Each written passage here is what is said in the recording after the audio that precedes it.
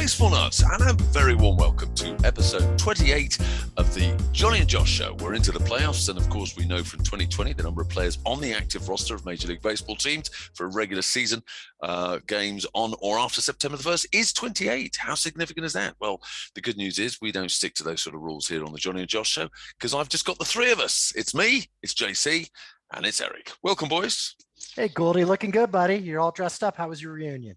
I had a fantastic. Well, this is not from the reunion, I should add, which was last night. We're of course recording Sunday. Yes, for those who don't know, I was getting together, and this really did make me feel old, boys. 40-year reunion with the rugby legends and cricketing legends of Durham University, which you both know I went to.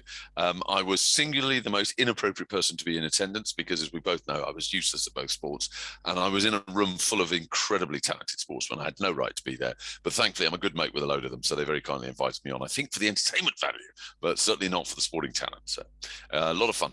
But no, I was at the races today, full hospitality down at Goodwood, and that's why I'm still in my tie, because I'm fresh back from the 2.5-hour journey, lost every penny, but had a fantastic time. None of that's relevant. What is relevant is that we're on episode 28 of the Jonny and Josh show for the 2021 season. And this one's for you, big guy, JC. There are 28 writers of the Old Testament. There you go. There's my religious significance of episode 28. Why is that for me?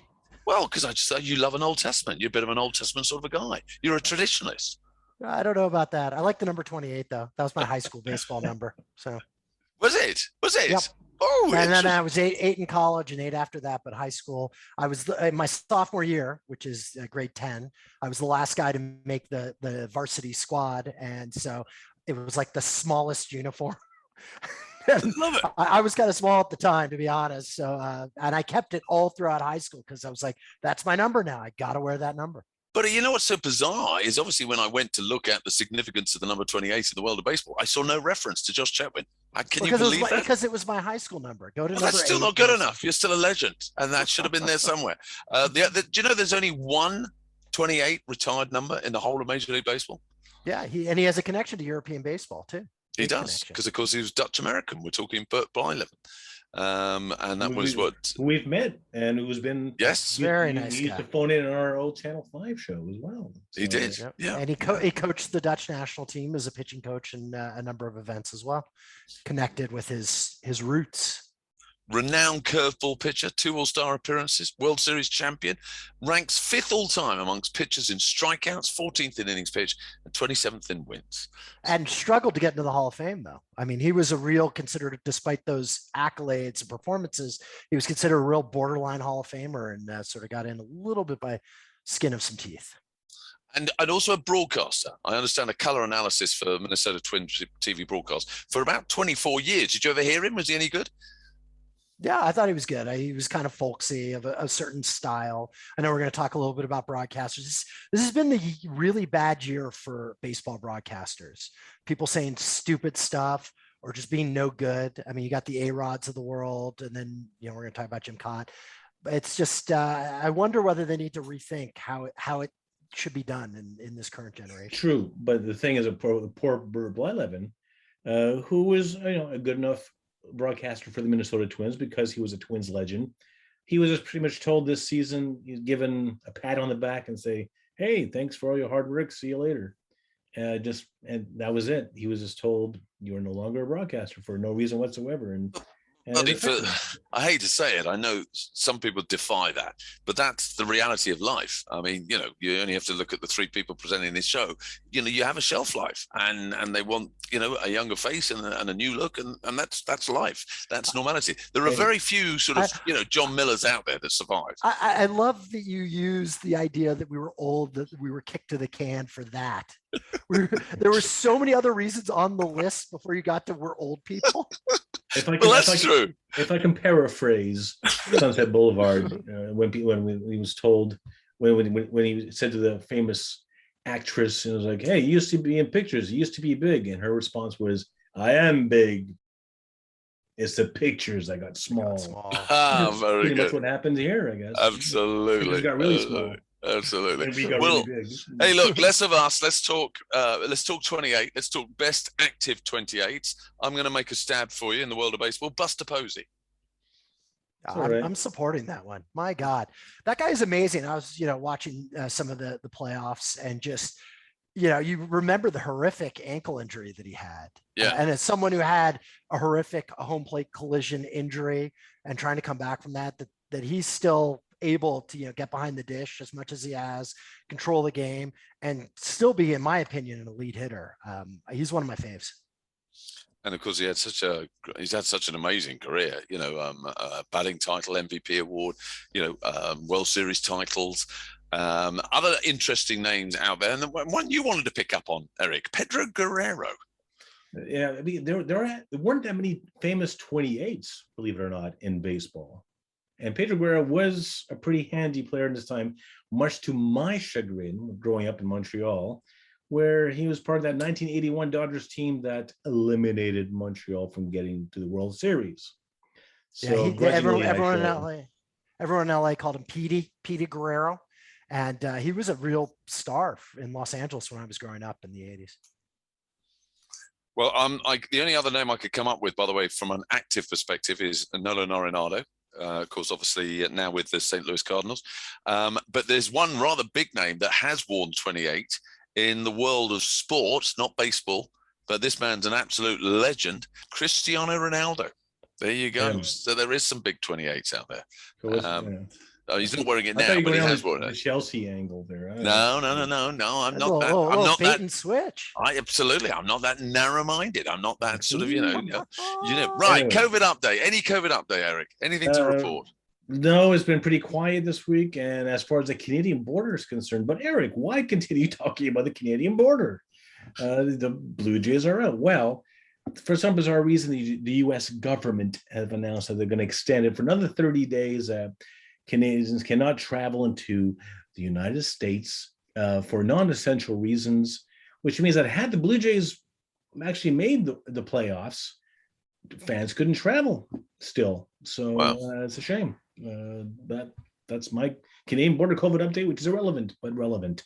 Okay. Well, as always, guys and girls, if you love the Jonny and Josh show, we'd love it if you could big us up via social media.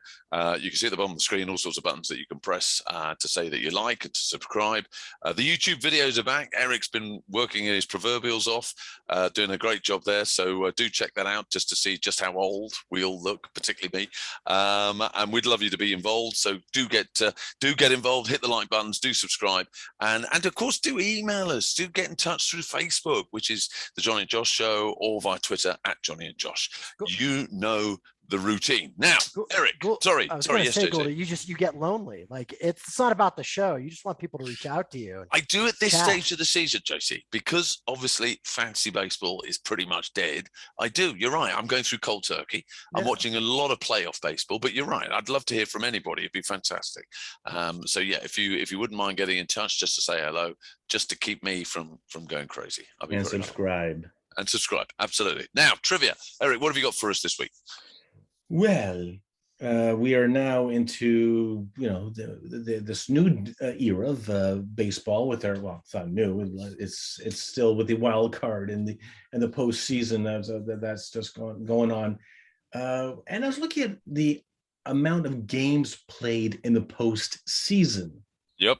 Right now, you look at the top four, and it's all Yankees. Let's face it, the Yankees made the postseason a lot in the past 20 years. Yep. And so you look at the Jeters with 158 games, and you got the Posadas, you even got the Tino Martinez, who are all in there with in the top four of the most games played in the postseason. Is this just for clarity? Is this just in the era since the start of the wild card, or all time? Because obviously, it's sort of with the era, it makes you play more games.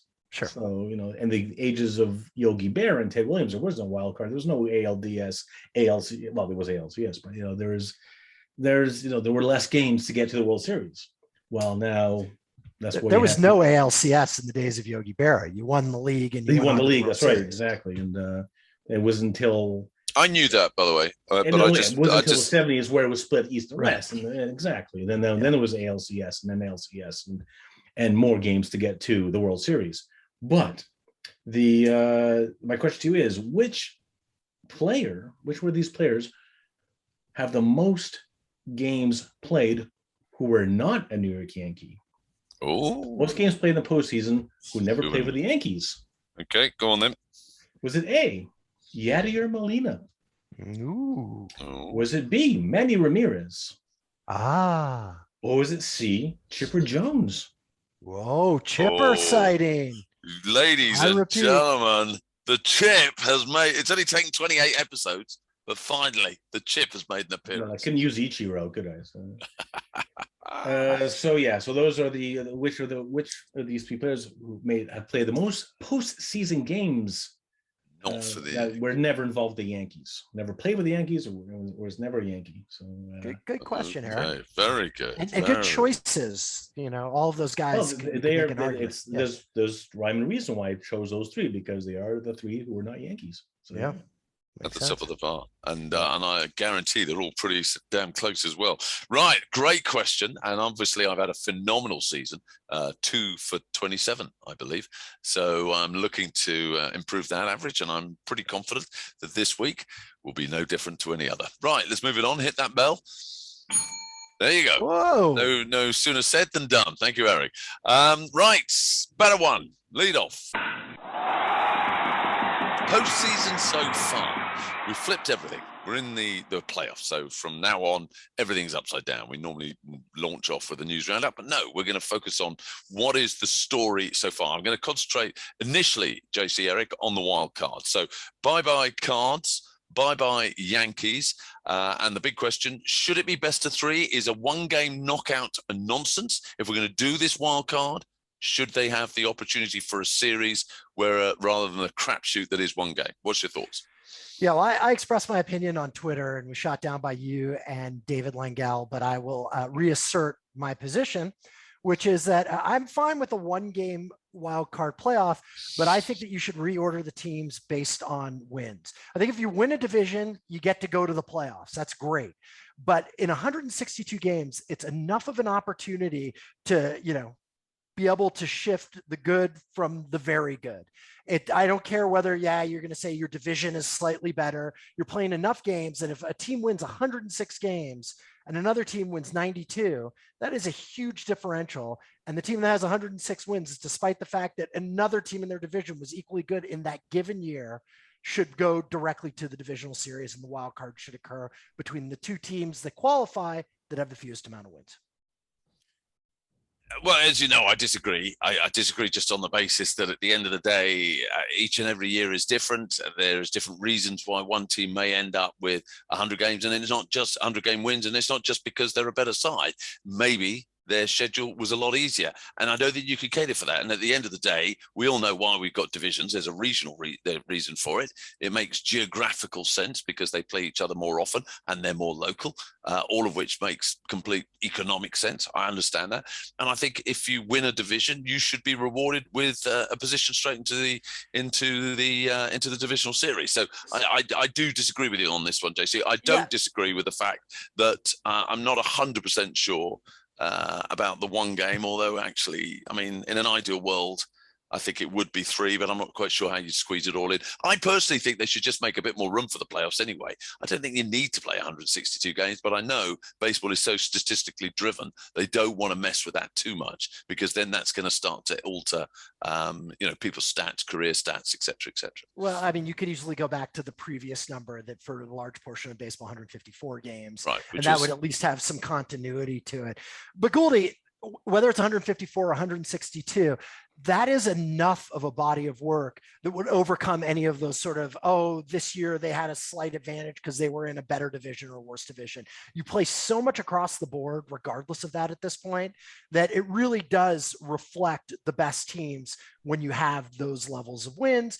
And also it creates more excitement at the end of the season, right? If you end up winning a division by 15 games, you're going to the playoffs, you're going to the divisional series. I realize there may be a little bit of jockeying, but not the level of jockeying that you would have for all those teams that are in the playoff hunt if they're trying to stay out of the one game wild card playoff. I think it adds excitement to the end of the season, which is such an essential part for baseball to do, as much excitement as possible leading up to the playoffs.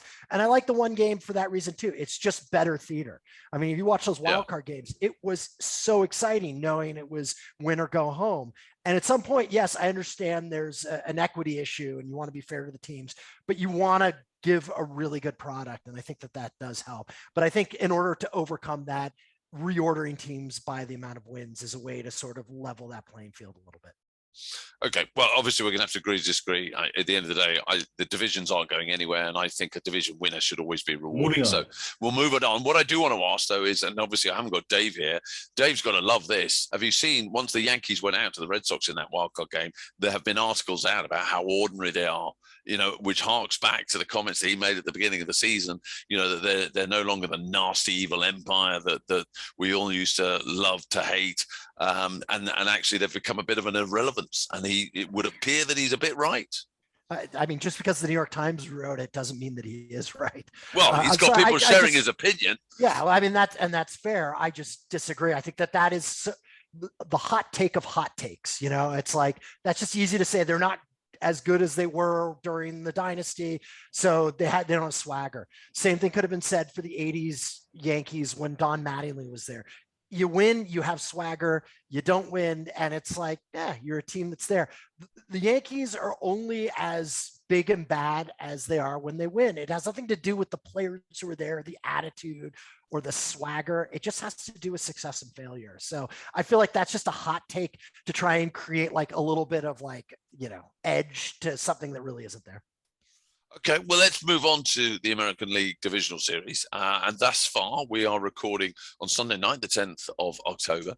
Houston, guys, I mean, talk about home field advantage coming to roost, dominating the White Sox. So the big question, if the White Sox fail to turn over and they've got to now win 3 straight to win the Divisional Series, will La Russa be still there next season? I mean, you guys know how critical I've been of La Russa, not on a personal level. I don't know the guy, but I do think he was past his prime. David and I feel bad because I feel like, you know, I'm yelling at the empty chair tonight because I have a different opinion and Dave's not here and it's not fair, but I will do it anyway, which is that, you know, I think La Russa had a better team than the team performed. I feel you could do better with a better manager there. And I feel that's one of the reasons they weren't as competitive as they should have been or could have been. Erik, I don't know if you have any thoughts on the White Sox, because obviously I tipped them to go all the way to the World Series and dominate the American League in the playoffs. Looks like that might prove to be the kiss of death. The Johnny Jinx strikes again. I wonder whether, you know, Lance Lynn went on the IL just before the playoffs, seemed to go off the boil. He is their ace. They get off to a pretty bad start with him on the mound. You know, it just seems there's a timing issue here, that everything seems to have gone off of the boil at exactly the wrong time. I think, well, don't forget, like I already think that he's lost the clubhouse. He's already lost the locker room because people forget. Remember Yerman Mercedes, the Yerman? Yeah. He sent him down to Charlotte. Mercedes decided to delete his entire Twitter account with anything to do with the Chicago White Sox, but then he said, I'm quitting baseball forever because of La Russa. And then he changed his mind and he decided to continue playing AAA for the White Sox. Hasn't been called up since, but was a little too harsh. He was in a slump, you know. But and Goldie, I'm sorry, I just don't buy your unlucky sort of paradigm for this, because look at the Dodgers. They lost Clayton Kershaw and Max Muncy on the last weekend. They won their wild card game. They're being competitive with the best team in terms of record in baseball. You know, the Giants lost Brandon Belt. That is the nature of it. The best teams overcome that.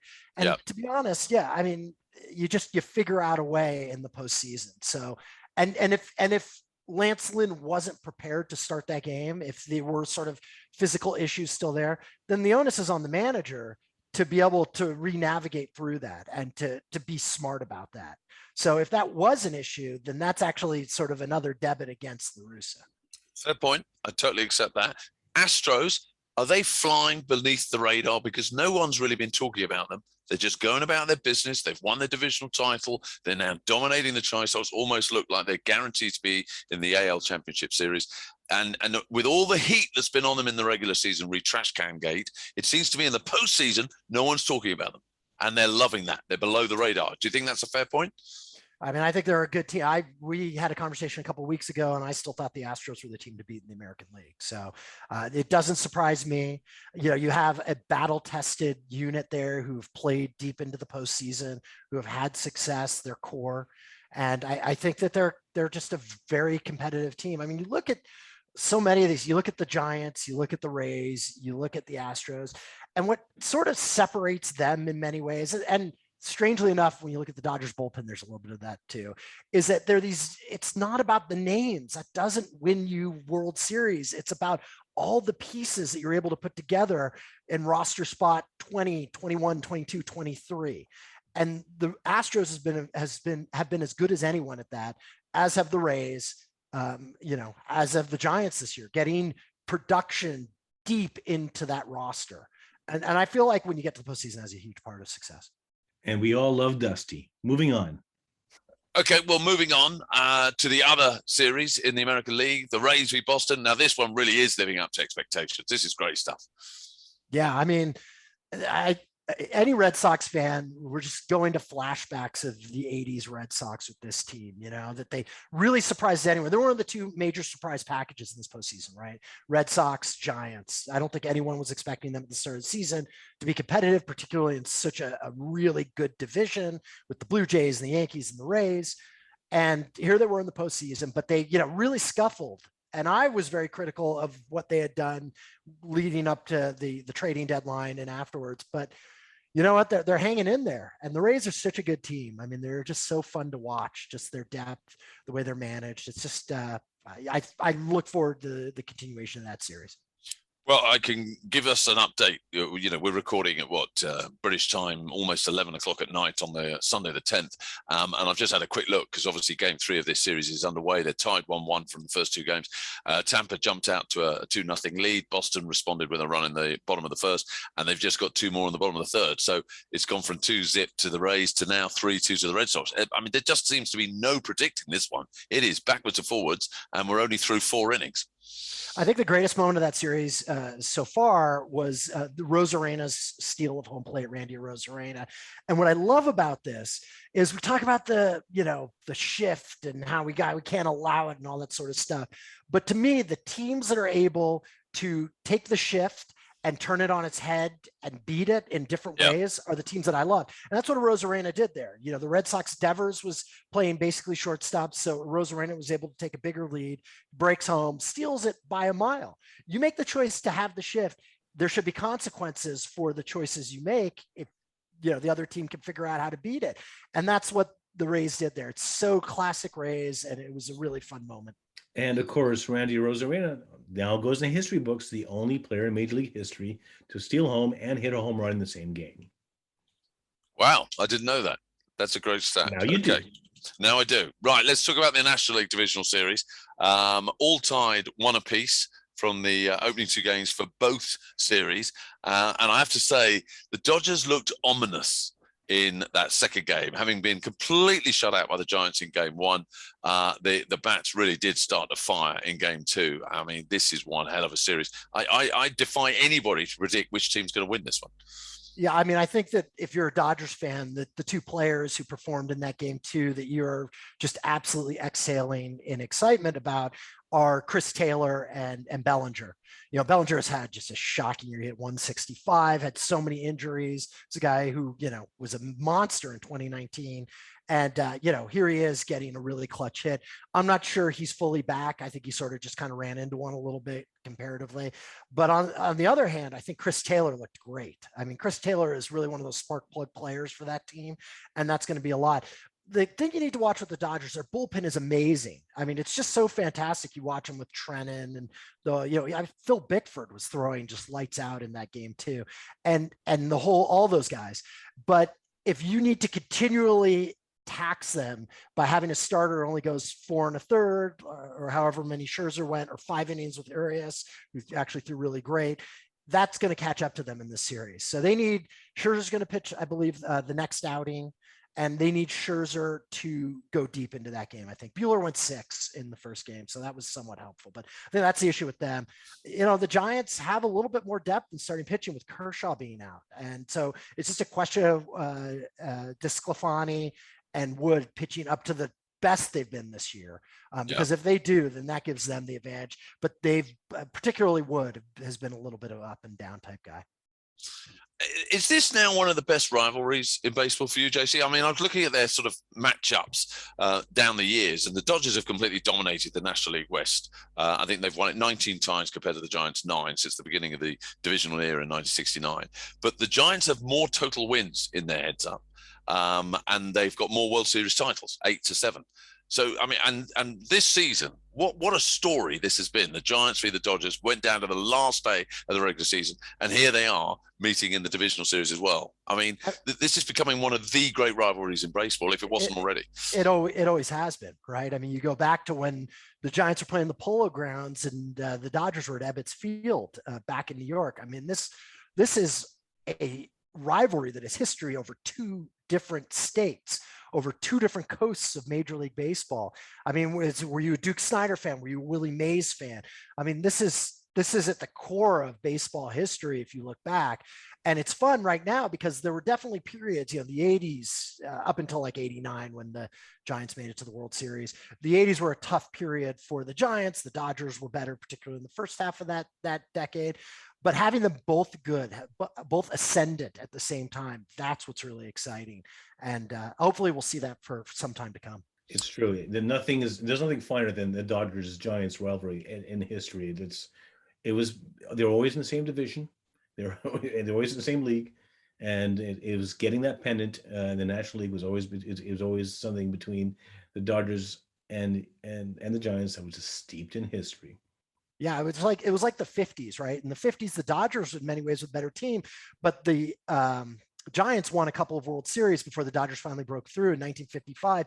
And it was funny because the Dodgers had this real feeling of like, we're second-class citizens, even though they were winning more regularly because they didn't win the World Series. And to your point, Gouldy, about the number of World Series overall, that's the great deterrent. That's where the rubber hits the road. It's who wins more World Series, and they're close. But the Giants have the slight favorite on that, and the slight favorite in recent history as well, too, despite the Dodgers' domination in the division over the last decade. Well, of course, the other matchup in the National League Divisional Series doesn't have anything like that sort of historical relevance, the Atlanta Braves v. the Milwaukee Brewers. But in this year of all years, isn't it ironic that these two have come together when you consider that this is the year that we so sadly lost the legend that was Hank Aaron, who played for both the Brewers and for the Braves, and of course for the Braves when they were in Milwaukee. So massive significance. And of course, they're about to make the announcements for the Hank Aaron Award that will be announced the winner in November. And I think we're going to be talking about that a little bit later. So what a great matchup is it? But what I would ask, with what's going on between the Dodgers and Giants, are they sort of like the forgotten series, a little bit under the radar, a little underrated? I think 100%. I think of all the series that are still going on, that's the one that people are paying the least. The unbiased fan. I mean, obviously you're watching it, Gouldy, and I have, white knuckling your Braves all the way. But for, I think, your average fan, it's just a little forgettable, right? Because Milwaukee's a smaller market. I think, a lot of people don't follow it. The Braves, that division was underwhelming in the East this year. So it wasn't sort of big winners. It was like who was going to die last, this type of environment. So I think you're right. I think but I don't think you should sleep on either of those two teams. Both of them have great rosters. Both of them in a 7-game series could surprise. So, a lot of talent. But did you catch any of game 1? It was an absolute humdinger. I mean, one, the atmosphere, because it was a full house and a really vocal full house. The atmosphere was electric, and it was a real purist matchup. I mean, 2 great pitching performances from the starters. Charlie was amazing, and in the end, he made the one mistake when he hit the guy and put the guy on first when he didn't need to, and then I think it was Teres came up and smacked a 2-run home run, which is what broke it open. But up until that point, it had been an amazing game for the purists. I absolutely loved it, and it really did highlight, of course, the old adage that pitching wins ball games. So we got certainly for the Brewers a really strong 1-2-3 punch in their starting pitch. And in a 5-game series, that's what you need. Absolutely. Charlie Morton, just sort of a forgotten pitcher of this era in certain ways. We talk about all the big names, but man, comes to postseason, whether it was the Astros, the Rays, now, with the Braves, he's Johnny on the spot when it comes to crunch time in baseball. I love him, and from what I read on the websites for the Braves fans, I mean, he's become a real cult hero amongst Braves fans. So yeah, great signing for us. Great signing. Okay, boys. Sorry, a great series as well. And hopefully, Milwaukee will get more props that, hey, they are a series team to contend with. Another thing in that game one, Jock Peterson hit a home run. Yeah. In that 2-1 loss. Yeah, as a pinch hitter. Yeah. But he joins the league club. He's now homered in 6 straight postseasons. Wow. So he joins the ranks of people like Bernie Williams and stuff like that. Not many people have done that. So there you go. Fantastic. Good stat, man. Good stat. Well, just before we do move on, I want to ask you for some predictions, because we can come back and look at this at a later show. So I want the winners of the 4 divisional series. Erik, you can go first. This is where we all embarrass ourselves next show, right? I'll still say Bay Area World Series. There we go. Yeah. Okay. Yeah. I'll go Milwaukee, and I'll go Giants, and I'll go what the heck? Okay, I'll go Tampa Bay, and I'll go Houston because we like Dusty. Okay, JC. Houston, Boston, Braves, Dodgers. Oh. Well, basically, I'm pretty much with you, JC. I'm going Houston, Rays, Braves, and I'm going to go Giants. I'm going to go Giants because I think they deserve it, and I'm much more fond of the Giants than I am of the Dodgers. So I'm going to go with the Giants. There you go. So slightly different. Okay, well, we'll revisit that in a week's time and see who was right, who was wrong. Let's move things on. Better number 2. And as you know, we've switched things around for the postseason. So this is, of course, the time of year when MLB doesn't allow trades, don't allow transactions, takeovers, or anything to discourage anything that is non-playoff related to dominate or indeed influence the headlines. And we're going to take the same approach. So here, as batter number 2, is the News Roundup.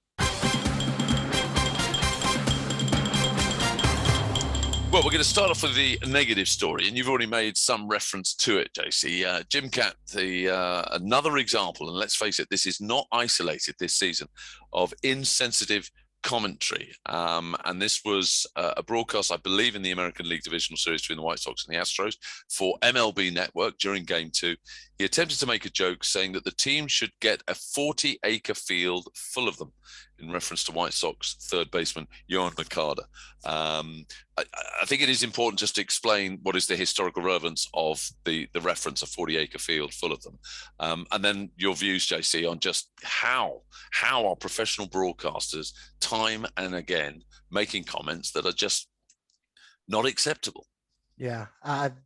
So when African-American slaves were emancipated in the United States, it was decreed that they would get 40 acres and a mule in return for the abhorrent, awful, human rights violations that occurred in the country by enslaving people. And a pittance, right? I mean, nothing. I mean, it's reparations of the smallest order and considered sort of a sign and an explanation of how Americans have been so tone deaf about the nature of their past slavery history. So any mention of 40 acres definitely brings that up and sort of opens wounds that have been hard, if ever, to heal in the United States. Jim Cott, smart guy, good, very good major league pitcher, 82 years old right now.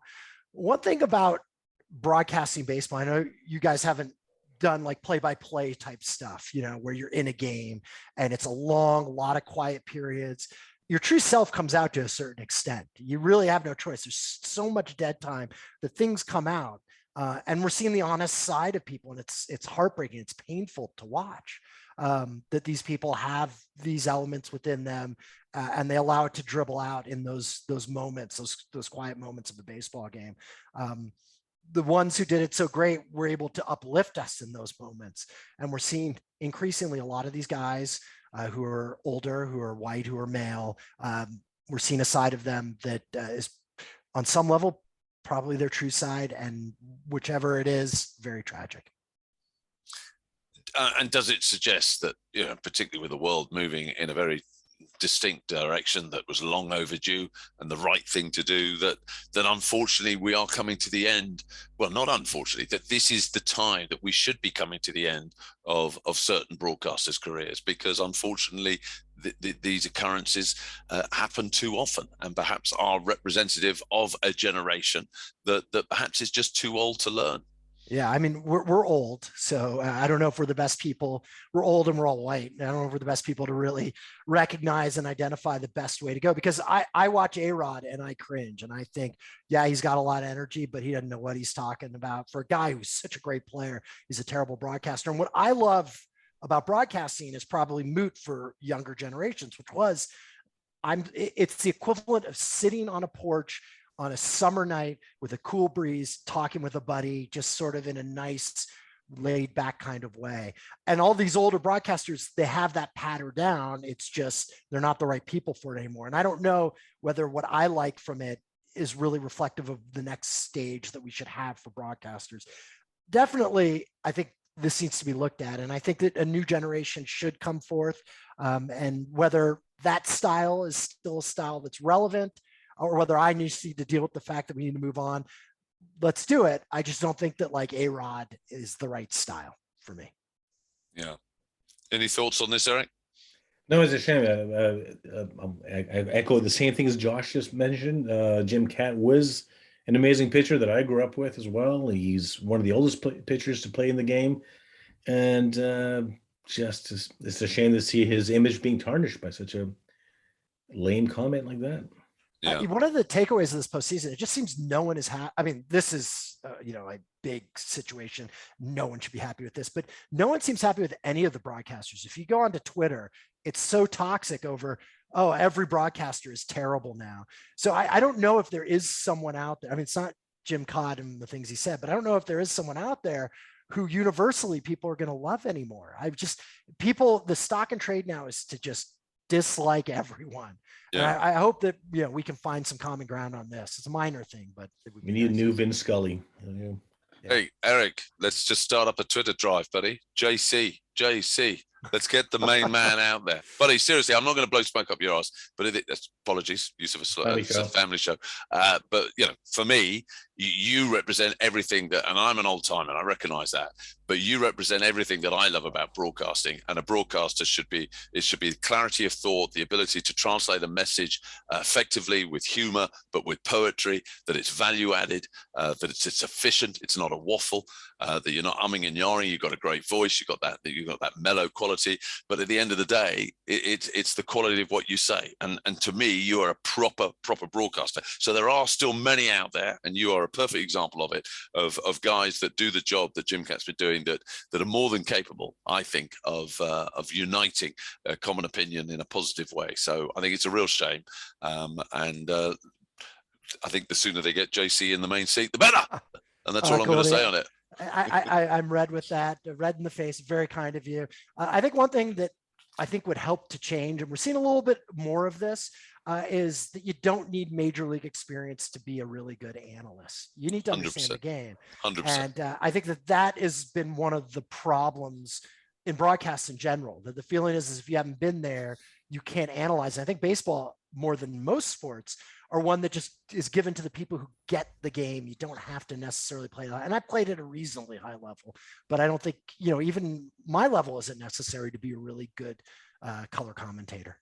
I'm very interested in what listeners have to say, and this is something perhaps people want to get in touch and give us your thoughts on the great color callers and broadcasters and who you think are and why. We'd love to hear your opinion, and tell me if I'm wrong, because I do have strong views on this. Anyway, that's all negative. Let's get on to something a lot more positive.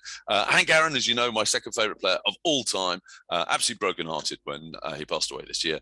But of course, we have an award in his honor, and the winners of the award, established in 1999 by MLB, obviously to honor the best offensive player in each league. They've just announced the list. The obvious names are out there, guys. Ohtani, Jr., Harper, Soto, Tatis, etc. The significance of this, though, JC, the first time this award's going to be made after Hank's death. So that is going to be a bit special, surely. Yeah, and I think this is an important award because you want to distinguish this from the MVP award. And I think that a lot of people tend to gravitate to those offensive numbers and determine their MVP winner on the offensive numbers. But this is where you can sort of give the guys like Vladdy Guerrero, that you can give him an award to reflect a great offensive season and leave the MVP for Ohtani. So I've always liked this award. I think it's a useful award in order to distinguish accolades at the end of the season.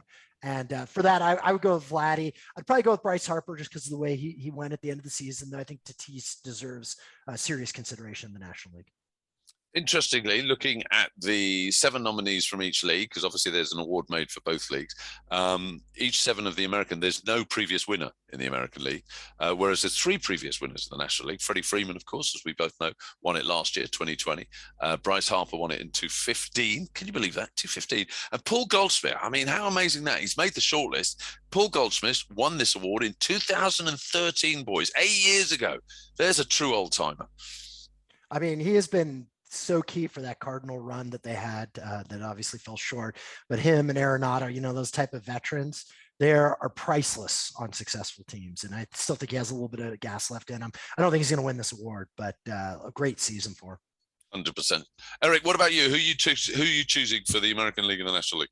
Well, we sort of had this debate just before we went on air that, let's face it, in the American League, it is, a neck and neck between Vladdy and Shohei. While, there was a case for Juan Soto, Bryce Harper, and Tatis, but grudgingly, I give it to Bryce Harper because he went on an absolute tear in that September, like almost MVP numbers. Okay, I'm going to be controversial, guys. For the American League, I'm going with Salvador Perez because I think what he achieved as a catcher was off the charts, absolutely off the charts. Yeah. And and you consider the demands of being a catcher, which you appreciate more than most, Josie. And in the National League, and I know this is classic old man vote, I'm going with Brandon Crawford because I think he was fantastic. Big part of the success the Giants showed, but he was fantastic all season. He didn't just put in a Bryce Harper run at the end. He was absolutely a key player for them and their offense all season. And I'm a huge fan. Goldie, like that's the distinguishing factor between the Hank Aaron Award and the MVP. To me, he deserves upper ballot votes in the MVP voting in the National League for exactly what you talked about. He was a rock in that team. He was consistent, but his numbers don't make him the best offensive player of the year. He is more, to me, an MVP contender than he is a contender for this award. And Buddy, as always, we have a debate about something. You completely put me in my place using facts and science, and I have to nod and say you're absolutely right, and what a stupid decision that was from me. But as you know, I always vote with my heart, not with my head. That's the simple reality. Yeah, I think your Salvi Perez vote is inspired by that. Thank you very much. Okay, moving on. Oakland future to be decided, and apparently this is all going to be called after the World Series. I'm getting a bit bored about this one, if I'm brutally honest, guys. I sort of just feel that Oakland are playing a game here, just trying to, it's a sort of, it's sort of like, it's like sort of pitching to the 2 highest bidders and just trying to push them up against each other. So will they stay in the Bay Area? Will they go to Vegas? Are you getting as bored of this as I am? It's just, there've been teases. It just breaks my heart because they are leveraging the great history, the patina that is on the Oakland A's from the 70s on. It's just been such an enjoyable franchise in Oakland. They sort of had that vibe of Oakland, right? That funky vibe of Oakland. Yeah. The teams from the 70s, from Reggie Jackson and Gene Tennis and Vita Blue to the Bash Brothers in the 80s with Jose Canseco and McGuire. Characters played in Oakland. And even when we got to the front office, right? When we moved past that into the start of the 2000s, where it was Billy Beane, there were just characters there. And that sort of made you feel Oakland. And if they go to Vegas, I'm left cold. I love the outfit as well. I 100%. If the decision was mine, I'd want them to stay in Oakland. And what is it about Oakland? Here's the thing. Let me just give you a quick rundown here. There used to be an NHL team called the Oakland Seals. Didn't last very long. They moved from Oakland. The Oakland Raiders, they moved twice. They moved twice from Oakland. And then in the NBA, the Golden State Warriors, they moved across the bay. So Oakland lost everybody, and there'll be nothing left. But Oakland has always been the gritty stepbrother of San Francisco, right? Yeah. And that's why they're so lovable, because they were funkier, they were rough grittier. Edges. Yeah, the rougher edges, and that's what makes a fan really love them. But unfortunately, whether it's viable to have two teams in the Bay Area, question mark, right? Sad. Anyway, we'll find out afterwards. Any other news for us? Because obviously there's no view to Akil, because Akil's out. His season's done. He's off on holiday. Have we got an update? Where is he on holiday? Is he in his Speedos? He's currently boarding a flight, and he's buying a magazine from a newsstand. And do you know what we need? We have a little camera, like a little Truman Show kind of thing. Yeah. It's very disturbing. Do you know what would be great is if we could get a message out via someone to tell him that we've been doing an update on his whole season. I'm sure every single week. Do you think so? I don't. I'll make sure he does. I mean, he could have a broadcast. I mean, Granderson's got a pretty good broadcasting career now. Yes, on the back of our support, right, Gouldy? Absolutely. And I got in touch with his agent last year to see if we could get him on this show, and they never even responded. What's happened? Curtis was such a lovely young man. Anyway.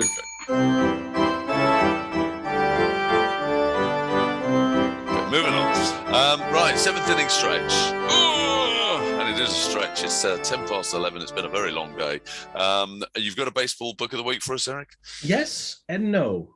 Okay, now bear with me here, because I've been reading a fascinating book, and I've misplaced it. I think I've actually forgot it on the London Underground. So if you're on the Northern Line in London on the tube, and if you see my baseball book going up and down the Northern Line. Do you write your name? Do you write your name in there? No, I don't. I don't sully a book with my name. The good news is I could use this book next week on book of the week, because I'll hopefully find it or buy it again. All I'm going to say is we missed out on August 5th. We missed out on celebrating the 100th anniversary of the first ever radio broadcast of a baseball game, which was done at Forbes Field, the Pittsburgh Pirates. And I'm reading a whole book on the history of broadcasting in Major League Baseball, baseball in general. Did we make the cut? Is there a chapter devoted to you, Erik? Well, I think you and I weren't there in 1920, but Johnny... he was getting coffee. He was getting coffee. Well, certainly me and Ivor, the floor manager of Channel 5 Baseball, who was about the same age. A fascinating book at the moment on the history of radio and television in Major League Baseball. The good news is I'll save it for next week. And when I finish reading the book, after I finally find it again, and Lost and Found at London Underground. But moving on to pop culture. Let's do that, shall we? Well, no, I'm just making me laugh because I know you wanted this to be a snappy show, so you just deliberately lose a book and save 5 minutes. I love it. Go on, move on. Moving on. And then you just recouped it by saying that, right? Now, we're Johnny's favorite segment, where I supply you with a music masterpiece, like a phoenix out of the ashes. And this week, and of course, David Langell and all you guys know, I love collecting baseball junk and crap. And look what I found. I found my old Danny Kaye Dodgers song. Hey, wait for it. Yeah, original 45 vinyl of Danny Kaye singing the Dodgers song, Or Really No O'Malley. It's basically he recorded it in 1962. For those who don't know who Danny Kaye was, he was pretty much one of the most famous actors, entertainers in the world. Yes, I'm going to say in the world. Movies such as The Secret Life of Walter Mitty. There's the has Christine Anderson. There's if you ever grew up with those films when you're young. But here's a little segue. He recorded this song called the Dodgers song, Or Really No O'Malley, in 1962. And it goes, here's a little excerpt. It goes something like this. So I say D, I say D-O, D-O-D, D-O-D-G, D-O-D-G-E-R-S, team, team, team, team, oh. I say O-M, O-M-A, O-M-A-L, O-M-A-L-L-E-Y, oh really? No O'Malley. Sandy Koufax, oh my Drysdale Morey, Wills, I love you so. And we defy the J-I-J-I-N, J-I-N-T, J-I-N-T-S, Giants! Level! Orlando Cepeda is at bat with the bases jammed. Orlando Cepeda with a wham, bam. He hit a grand slam in the very first inning, but it's only the beginning. In the third, like a bird, we get 2-1 on the way. Then Fairley hits into a double play. Here comes Big Frank Howard, yes sirree. Boy, what a swing! Strike 3. Okay. Erik, you keep referencing how much I love this music segment. Yeah, I think there's only one song I've actually enjoyed. They've all been pretty awful. That one, at least, one, has an amazing performer who was a legend, who I loved. 2, the baseball references are quality. But 3, the tune is terrible. I defy you to hum that tune because it's so completely. The J.I. Come on, you can't. There's no tune. There's nothing tuneful about that. You know what I love? The takeaway from that song is just what a simple time the early '60s were, right? That a song like that from the biggest performer in the world could not be laughed out. You know, it's just so simple and so like, yay! You know, just and you have idiots like me who would buy it on vinyl. Exactly. You weren't even born when that song came out, though. Right? No. The thing is, here's the backstory. When I was a kid, it was almost like my karaoke trick. I knew the words to that song. I memorized every word of that song, and I wanted to perform in high school on stage. Now, and the idea was I was going to dress up in a Dodger uniform. Even though I'm not a Dodgers fan, I was going to dress up in full Dodgers regalia with a slide show behind me, and I was going to get a buddy of mine to like man the slide projector, have a projector behind me while I was on a talent show at high school, Westmont High School, by the way, in Montreal, and we just couldn't find the slides to match with the song, and it was too hard of a song to do karaoke with, let alone match with photographs in the background. And maybe that should be your next podcast, where you could do like one episode on each element of the song. The funny thing is, you know, I grew up in Los Angeles, and that song was not even in my universe. It was the song they had right before the Dodgers went on, which went, "Batter up, we're taking the afternoon off. It's a beautiful day for a ball game today." And that was the song that any Dodger fan would remember, and like that would be just muscle memory. Okay, I got to get to my radio. I got to listen to the Dodgers games. So. Well, the whole timing of why I'm using this song is, of course, it's about a fictional game in 1962 about the Giants and the Dodgers fighting for the National League pennant, and look where we have going right now in the NLDS. So I thought it was apropos to teach the youngsters nowadays who Danny Kaye was and what a classic tune that is, except for some people. Hey, don't get me wrong. I mean, I'm with you, JC, in terms of what a golden era and what a great personality. But musically, mate, that's a shocker. It's a shocker. You know it is. We all know it is. Anyway, we'll allow the listeners to listen to it. Are we going to play out at the end of the show? Yes, we are. You were going to link to it at the end of the show, happily as well, might I add. Okay. I will do my best.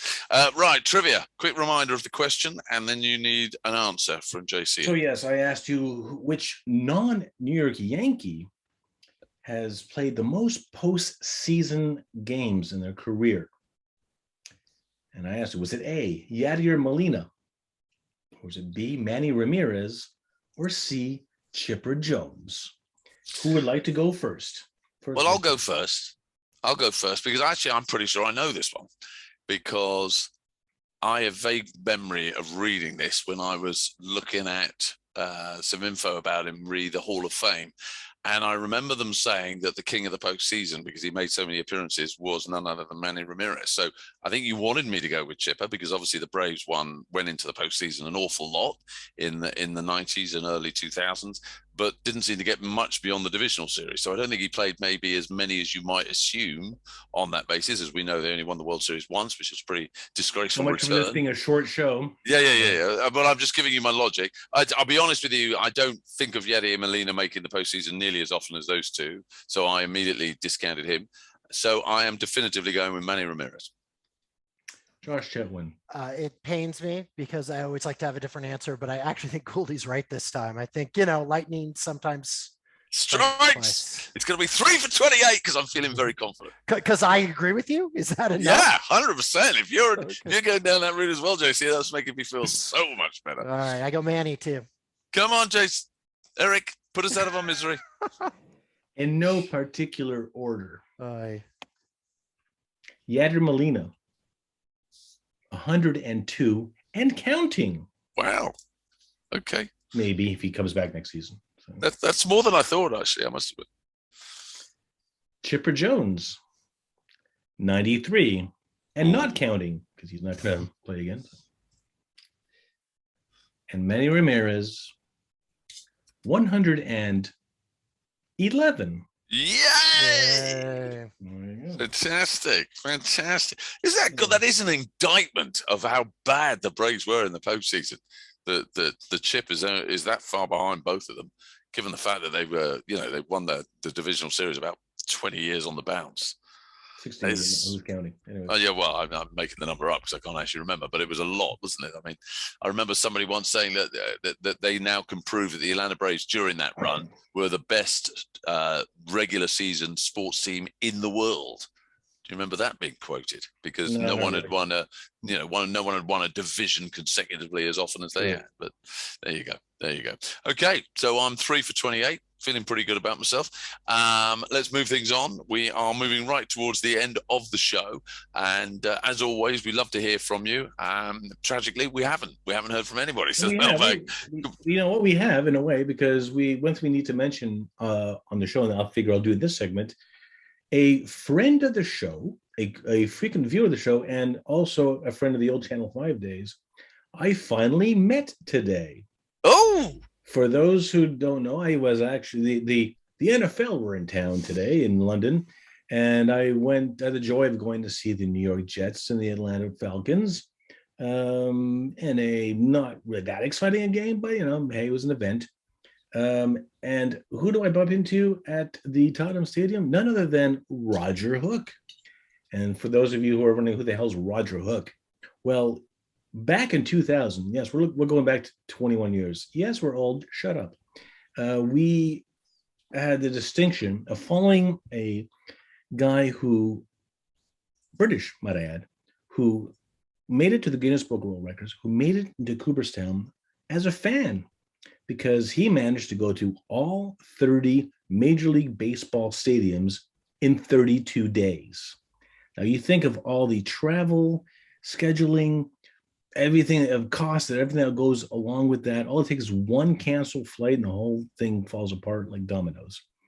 And he was able to, we followed him on the show. We called the Hook Report. Remember that, Johnny? Yeah, I do. Yeah. And he managed to, at first, the Guinness Book of Records refused to recognize the 30 stadiums in 32 days as a record because they weren't sure if it had or hadn't been done before. But as soon as Cooperstown recognized him as one of the first people ever to accomplish that, Guinness sort of caved in and said, all right, fine, we'll give it to you. So Roger Hook, it was nice to meet today at the Tottenham Stadium, and who's also a big fan of our show, and him and I, we've conversed on the phone, on email, on Twitter. And we've actually first time physically met in person, and we hugged.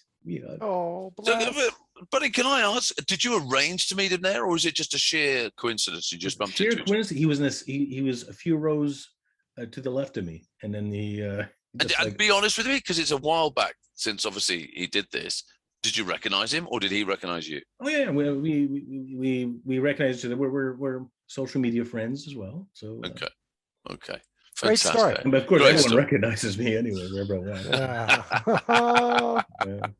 Yeah, usually in a lineup. Usually, Okay. usually they say, "Hey, you get out of my garden." You know? Yeah, in the land of the blind, everyone recognizes you.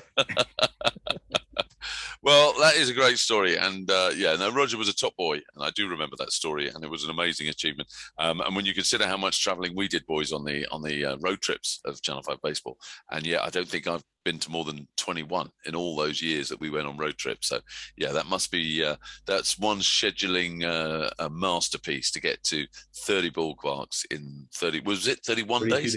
32 days. Wow, amazing. So our very best to Roger if he is listening, and great to see you looking so well. Do get in touch on Facebook, the Jonny and Josh Show, on Twitter at Jonny and Josh. This is that segment where you get a chance to do your thing. So if you do get in touch, we will give you that opportunity. Do pump us up, hit the like button, subscribe, etc., etc. We're on Twitter, we're on Facebook, we're on Instagram, we're on all those social media handles. And of course, don't forget also, we've still got at least one more episode of Behind Home Plate at BHP Pod. That is, of course, with my dear friend James Holden. And I am going to blow my own trumpet here, guys, and I hope you don't mind. And Erik, thank you, because I know you've been putting this out on Twitter. But we've kept quiet. We were invited, JC, as you know, the Behind Home Plate podcast, James and myself, were invited to take part in the Bat Flips and Nerds Invitational League, 16-team fantasy baseball league, against some proper players, some real sort of pros and other podcasters. So, there was a real bragging rights to be had, because we're all involved in vaguely the same, the passion for baseball, but the broadcasting of baseball and the fantasy baseball of baseball. And obviously I don't take any credit for this, because we both know I'm absolutely useless, but James is absolutely legendary. And it was a draft and whole league. We were 15th in the order, which is not the best of positions. And I think pretty much we're top of the table from week 2 onwards, never gave up our lead, and ended up winning by 20 points. So I just want to tip my hat to James Holden, who was the inspiration behind it. And I'm very, very proud that on behalf of the Jonny and Josh Show, Behind Home Plate, we're the champions of the Bat Flips and Nerds Invitational Fantasy Baseball League. How about that, boys? I mean, the takeaway is, if you like fantasy baseball, listen to Behind Home Plate, because James Holden knows his stuff. Yes, exactly. Yeah. Not because I'm on it, because James Holden knows his stuff. You're the entertainment. You're the sparkle. You're the sparkle. And I like to give kudos to Bat Flips and Nerds for enduring you for an entire baseball season. Hey, there was why do you think it was banter? Exactly. Well, that's why it was draft. Well, it was draft and holes. So you pick your team, squad of 40. I tell you, it was a real challenge. Squad of 40. No, the norm is 25 or something, a couple of bench spots. 40 had like 7 or 8 bench spots in your hitters and your pitching. And once you had them, if they went under, or they, were injured for the whole season, tough. They're out. There's no trading. There's no waiver wire pickups, which was sort of pretty cool, because you just, you did your lineup at the beginning of every week, and that was it. But no, we did. Waffle time. Here we go. Waffle time. Yeah, sorry. I was unbelievably proud. In a season of disaster elsewhere, the one that really mattered, we won. So many thanks. But rightly so. Many thanks to Bat Flips and Nerds for sorting it. But very, very proud to be the winners of their inaugural season. We've also got the Nat Coombs Show at the NC Show. That is all part of the Ted Fred stable. We're on Twitter, Facebook, Instagram, and YouTube. But that's it from us this week. Nice and punchy, boys. What have you got planned this week, JC? League curling. Our Olympic process ended last week. Unfortunately, we came within one win of the playoffs. We went 3-3. Started 3-1, and then lost 2 games by one point on final throws, both of them. So we were competitive. We still have a shot to qualify for the national championship. So that's kind of my next goal there, to get into the nationals again. Buddy, I'm sorry it didn't work out, but hey, it was such a long shot. Honestly, I think we performed well. So good. Erik, what are you up to this week? Anything exciting? Nothing. My life has no direction. Well, I'm going to tell you very quickly. I'm working for a Cure for Parkinson's this week on a Ryder Cup golf day up at the Belfry, and they've got a host of supporting celebrities and everyone else playing golf are all suffering from Parkinson's. It's an amazing event.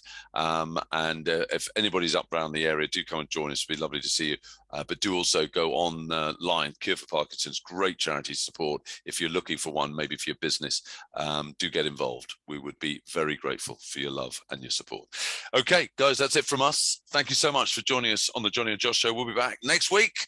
Till then, we wish all the postseason teams the very best. But from us all, stay well, and we'll leave you with Danny Kaye.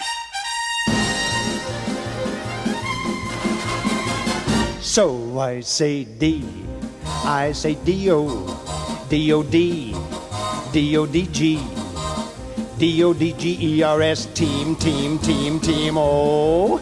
I say O-M, O-M-A, O-M-A-L, O-M-A-L-L-E-Y, oh really? No O'Malley. Sandy Koufax, oh my Drysdale Morey Wills, I love you so. And we defy the J-I-J-I-N, J-I-N-T, J-I-N-T-S, Giants. Play ball! Orlando Cepeda is at bat with the bases jammed. Orlando Cepeda with a wham, bam, he hit a grand slam in the very first inning, but it's only the beginning. In the third, like a bird, we get 2-1 on the way, then Fairley hits into a double play. Here comes Big Frank Howard, yes sirree, boy what a swing! Strike 3. Odem B, Odem B-U, B-U-M, B-U-M-S, them bums, them bums, them dry bums. Oh, they may be bums, but they're my bums. Top of the 5th, say hey Whirly Mays hits a 3-bagger down the right field line. But he's out trying to stretch it to a homer as Roseboro tags him on the bottom of the spine. With the crack you can hear all the way back up to San Francisco. Open your hospital! Inning 6, Maury Wills draws a walk in the coach's box. Leo DeRocher starts to wiggle and to twitch. A signal? No, an itch. Go, Maury, go, Maury, go, go, go. Maury goes, the catcher throws right from the solar plexus. At the bag, he beats the tag, that mighty little waif, and umpire Conlon cries, "You're out!" Out? Out? Down in the dugout, Alston glowers. Up in the booth, Vin Scully frowns. Out in the stands, O'Malley grins. Attendance 50,000. And what does O'Malley do? Hodge! Bottom of the 9th, 4-0, last chance. Push the button. Oh, we're pleading, begging on our knees. Come on, you Flatbush refugees. Maury Wills at bat, hit it for me once. Stu Miller throws, Maury bunts. Cepeda runs the field of ball and Hiller covers first. Haller runs the backup Hiller. Hiller crashes into Miller. Miller falls, drops the ball. Conlon calls safe. Yay, Maury! Gilliam up. Miller grunts. Miller throws. Gilliam bunts. Cepeda runs the field of ball and Hiller covers first. Haller runs the backup Hiller. Hiller crashes into Miller. Miller falls, drops the ball. Conlon calls safe. Yay, Conlon! Willie Davis gets a hit and Tommy does the same. Here comes Mr. Howard with a chance to win the game. Hit it once. Big Frank bunts. Cepeda runs the field of ball. So does Hiller. So does Miller. Miller hollers. Hiller. Hiller hollers. Miller. Haller hollers. Hiller points to Miller with his fist. And that's the Miller, Hiller, Haller, hallelujah twist. The Davis score, it's 4-4. Howard still running the bases. From second to third, it's almost absurd. Amazement on everyone's faces. He's heading for home, he hasn't a chance. The poor nut is going to be dead. But the ball hits him right in the seat of his pants. And he scores. That's using your head. So I say D. I say D-O. D-O-D-G-E-R-S. The team that's all heart and all thumbs. They're my Los Angeles, your Los Angeles, our Los Angeles. Do you think we'll really win the pennant?